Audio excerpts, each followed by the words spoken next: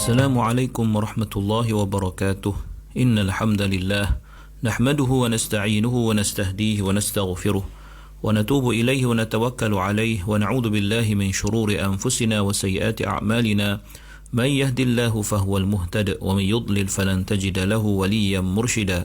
أشهد أن لا إله إلا الله وحده لا شريك له وأن سيدنا محمدا عبده ورسوله وصفيه من خلقه وحبيبه بلغ الرسالة وأدى الأمانة ونصح الأمة وكشف الغمة وجاهد في الله حق جهاده حتى أتوه اليقين. اللهم صل على سيدنا محمد وعلى آله وصحبه وبارك وسلم. أما بعد. Muslimin muslimat sahabat pendengar IKIM yang dirahmati Allah, marilah sama-sama kita rafakkan kesyukuran kehadrat Allah di atas segala nikmat yang Allah Ta'ala kurniakan kepada kita, terutamanya nikmat iman dan Islam. Dan marilah sama-sama kita bersyukur dengan mentaati segala perintah Allah, melaksanakan segala suruhannya dan menjauhi segala larangannya. Mudah-mudahan Allah Subhanahu wa Ta'ala sentiasa memberikan taufik dan hidayah kepada kita, menerima segala amal ibadah kita, mengampunkan segala dosa, kesalahan dan kesilapan kita, dan mudah-mudahan Allah golongkan kita dalam kalangan hamba-hambanya yang bersyukur. Muslimin muslimat yang dirahmati Allah, kita berada pada ayat yang ke-90 daripada surah Al-A'raf. Allah berfirman, A'udhu billahi minasyaitanir rajim. Bismillahirrahmanirrahim. وقال الملأ الذين كفروا من قومه لئن اتبعتم شعيبا إنكم إذا لخاسرون. Yang bermaksud, dan berkatalah pula ketua-ketua yang kafir daripada kaum Nabi Shu'aib kepada orang ramai, sesungguhnya jika kamu mengikuti Shu'aib, nescaya kamu dengan perbuatan yang demikian menjadilah orang-orang yang rugi. Muslimin muslimat yang dirahmati Allah Subhanahu wa Ta'ala, di dalam ayat ini Allah Subhanahu wa Ta'ala memberitahu kita bagaimana golongan pembesar, golongan bangsawan daripada kaum Nabi Allah Shu'aib itu yang telah putus asa untuk mengugut Nabi Shu'aib dan juga pengikutnya dan mengajak mereka agar kembali kepada agama nenek moyang mereka. Maka mereka melakukan langkah yang seterusnya, iaitu memberikan amaran kepada orang lain tentang dakwah Nabi Allah Shu'aib dan juga pengikutnya. Lalu Allah rakamkan, wa qala al-mala'u alladhina kafaru min qaumih, dan berkatalah golongan bangsawan, golongan berharta, berkuasa yang kafir daripada kaum Shu'aib kepada orang lain atau kepada orang ramai, la in ittaba'tum Shu'aiban innakum idzal la khasirun. Sekiranya kamu semua mengikuti atau terpengaruh kepada Shu'aib, iaitu jika kamu mengutamakan atau memilih untuk mengikuti jalan Shu'aib dan mengutamakannya berbanding jalan atau agama datuk nenek moyang kamu, nescaya kamu idzal la khasirun, sesungguhnya kamu akan jadi orang-orang yang rugi. Rugi kerana kamu telah pun mempunyai kekayaan, rugi kamu akan kehilangan mata benda ataupun harta kamu, kerana dengan mengikut agama Shu'aib, dengan bersama-sama dengan kamu berada bersama-sama dengan pengikutnya yang beriman kepadanya, akan menghalang kamu daripada melakukan sesuatu yang selama ini kamu lakukan, termasuklah perbuatan kamu iaitu at-tatfif, iaitu perbuatan kamu yang menipu dalam jualan ataupun dalam jual beli, berupa mengurangkan timbangan dan sukatan orang lain, yang semua itu menjadikan kamu golongan yang kaya, golongan yang berharta. Maka jika kamu mengikut atau terpengaruh dengan dakwah Shu'aib, maka semua itu tidak akan dapat kamu lakukan lagi. Maka muslimin muslimat dirahmati Allah, kata-kata ini yang keluar daripada golongan Al-Mala' adalah bertujuan untuk menjauhkan orang ramai daripada dakwah Nabi Shu'aib AS dan menghalang mereka daripada beriman terhadap baginda dan apa yang baginda bawa, dan mengajak mereka agar terus kekal dengan akidah mereka yang batil itu, kekal dengan agama datuk nenek moyang yang mereka warisi daripada mereka. Bermaksud golongan Al-Mala' ini tidak hanya ataupun tidak cukup pada mereka dengan kesesatan pada diri mereka, bahkan mereka berusaha bersungguh-sungguh untuk menyesatkan orang lain.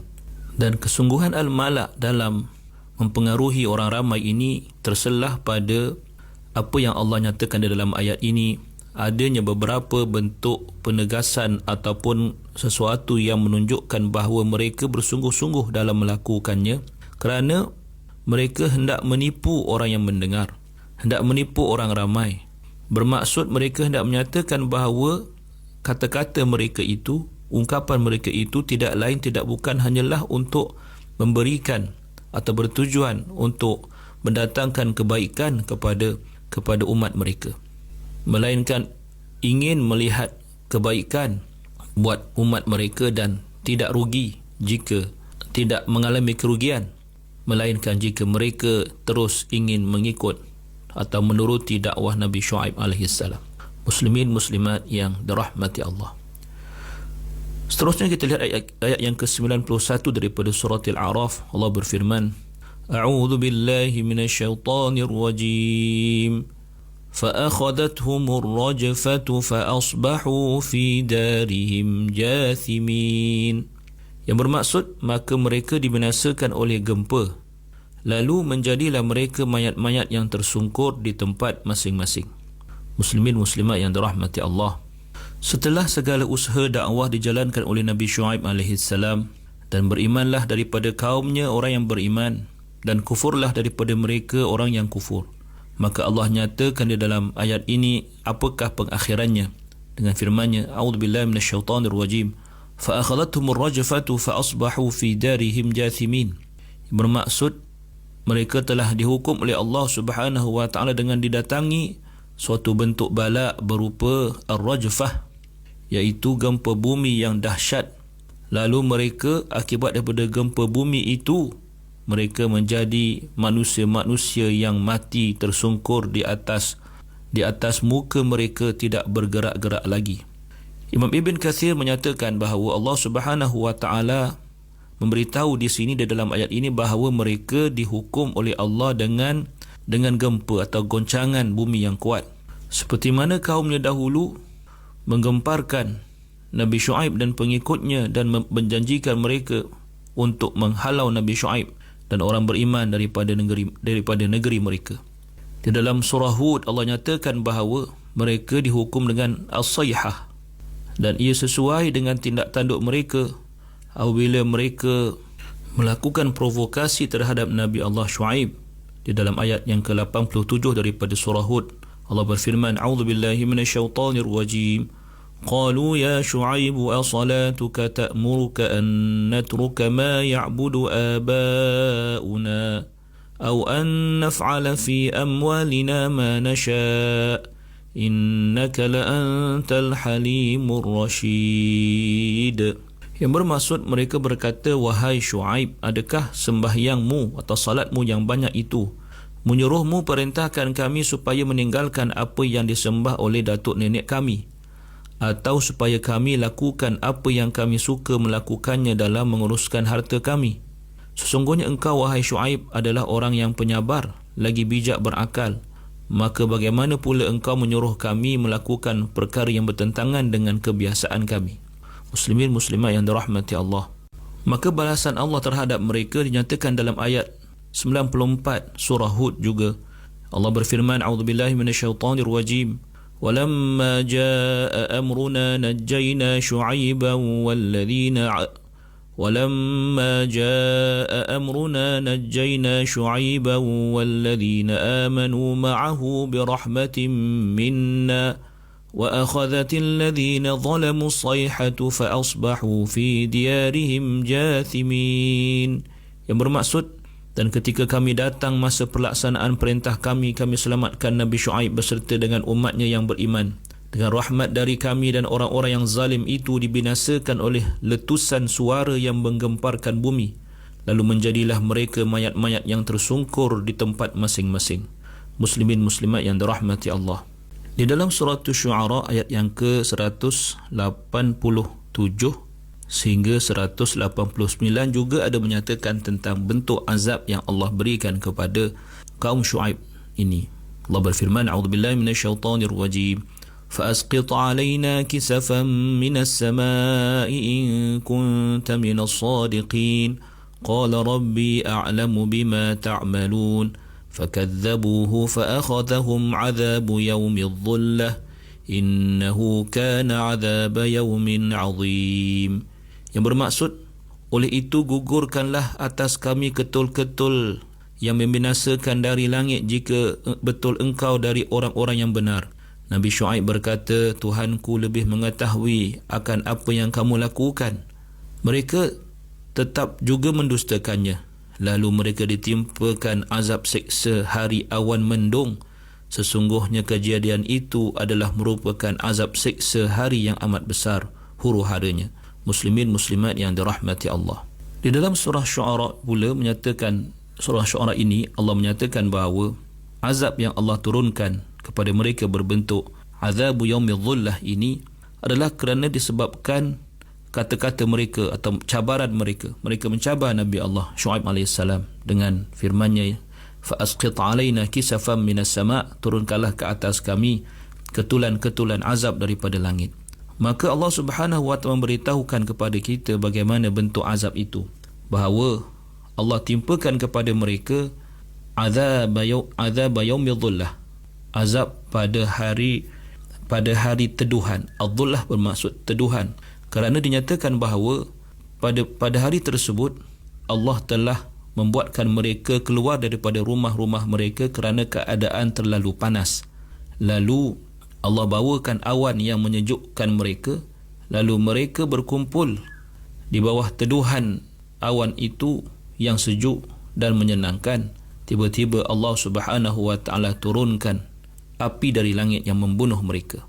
Setelah itu didatangkan pula kepada mereka suatu laungan suara pekikan as-sayhah daripada langit, dan juga pada masa yang sama ar-rajfah, gempa daripada bumi yang sangat dahsyat. Lalu semua itu telah meranap dan memusnahkan mereka, mencabut nyawa-nyawa mereka, ruh-ruh mereka, dan lalu tersungkurlah mereka jatuh ke bumi, tidak bergerak-gerak lagi. Muslimin muslimat yang dirahmati Allah. Mari kita lihat ayat yang seterusnya, ayat yang ke-92 daripada surah Al-A'raf. Allah berfirman, A'udzu billahi minasyaitonir rajim.